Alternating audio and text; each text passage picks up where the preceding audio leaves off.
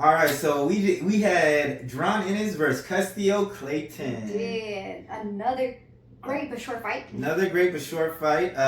Custio Clayton out of Canada, and then we got Jaron Ennis out of Philly. Hey, Philly, stand up, man. Hey, you guys have go ahead, man. Amazing ass fucking boxers. Man, the skills that be coming out of Philly, man. We always love watching that Philly style.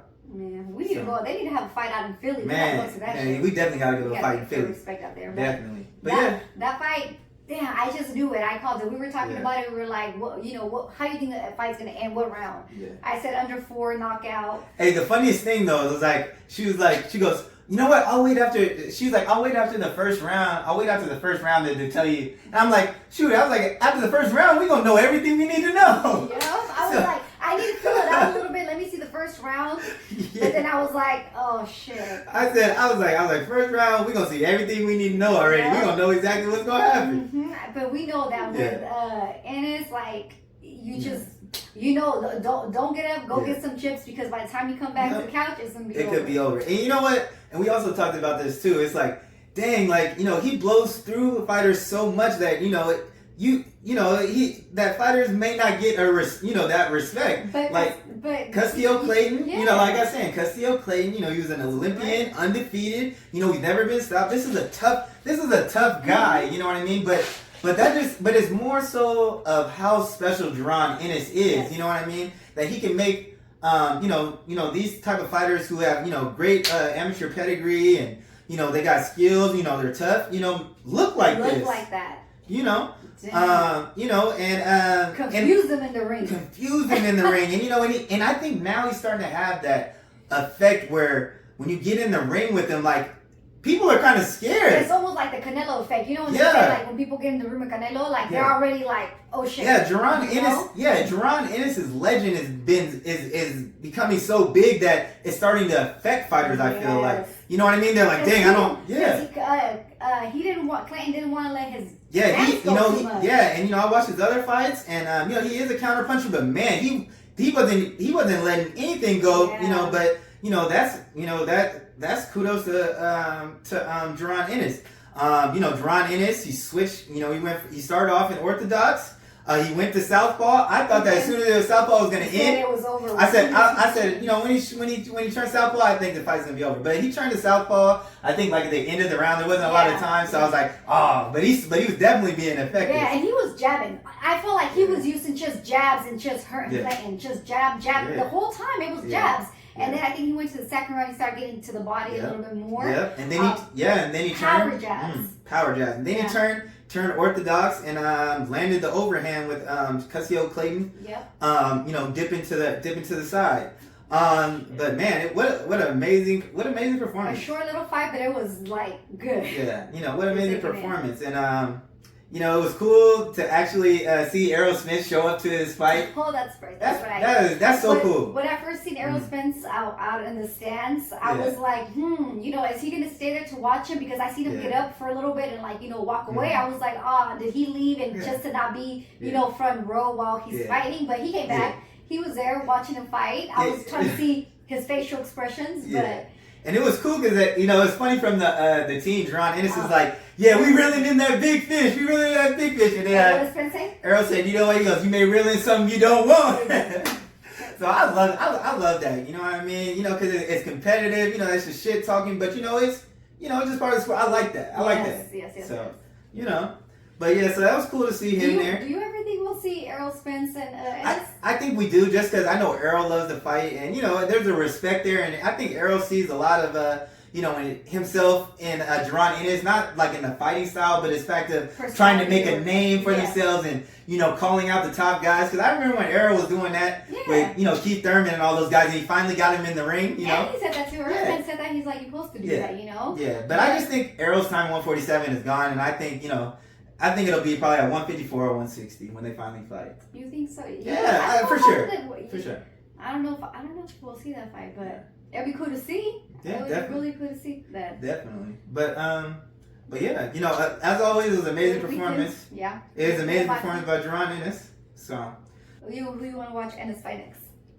So it's really just gonna be so interesting what happens in that division, just because all the belts are gonna be tied up between Errol Spence and Terrence Crawford at 147. We don't know how many fights that's gonna be. So with that being said, if they're tying up all the fights for for two fights, then that means that all these other guys that are in mandatories, because everyone's in a mandatory spot. It's gonna be interesting to see what matches up. But I'll just kind of name off the guys that are kind of in there. You have, of course, Jaron Ennis. You got Virgil Ortiz. You got Keith Thurman. You got our boy Stanley Jonas. You also have the UK Conor Benn. You got Conor Benn. So you kind of got all those guys right there at 147. So it's going to be interesting to see how those guys all match up. But if I'm going off the top of my head, I want to see Jaron Ennis get that Keith Thurman. You think so? I want to see him get that Keith Thurman. Out of all like of to them. give him like a name. Because here's the thing. Because Keith Thurman is at that spot where his class is the Sean Porter, the Errol Spence, the Terrence Crawford. So you got Sean Porter out of there. Danny Garcia is not fighting at 147. So I think that the next one that makes sense would be Jaron Ennis, because that's he'll get the respect that he deserves. And if he really says that he's about this and he's all in, I'm back, I'm dedicated to the sport, he can prove it in that fight. He does that, then he'll be right in there in the mix again with the Errol Spence and the Terrence Crawford, because that's really who he wants to fight. Right. You know what I mean? And I think that, I think Jaron Ennis has enough fan base, and I think that both fan base, Keith Thurman got a fan base, and I just think that it would be a good fight.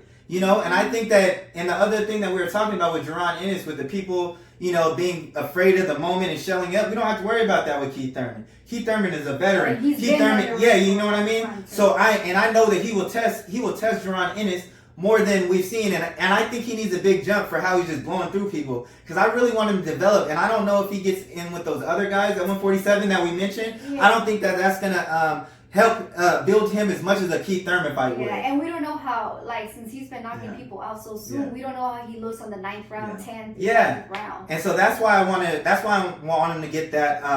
But it all depends on Keith and how he comes. Yeah, that's what I was saying though, because to be honest, I don't know if he would even go that far with Keith. Yeah. Here's the thing. I want to ask you this though. I want to ask you that. So if that fight gets signed and Keith signs, Keith he knows what he's up against, so he gonna. I'm gonna tell you what it's gonna be to the body again. Ennis is going for that body, and it's gonna be a knockout, and I don't even think it's gonna go past the 8th round with that. Right. But eventually, I feel that someone will, if anyone will give him a little competition, it's my boy Xander Zayas.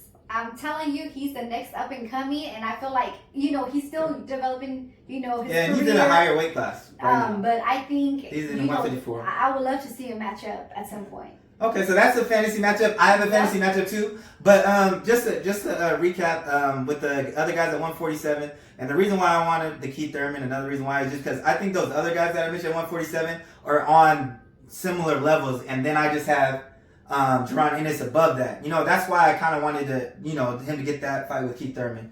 That's the only thing. But all those other fights that they get made, I'm happy with that. Yeah.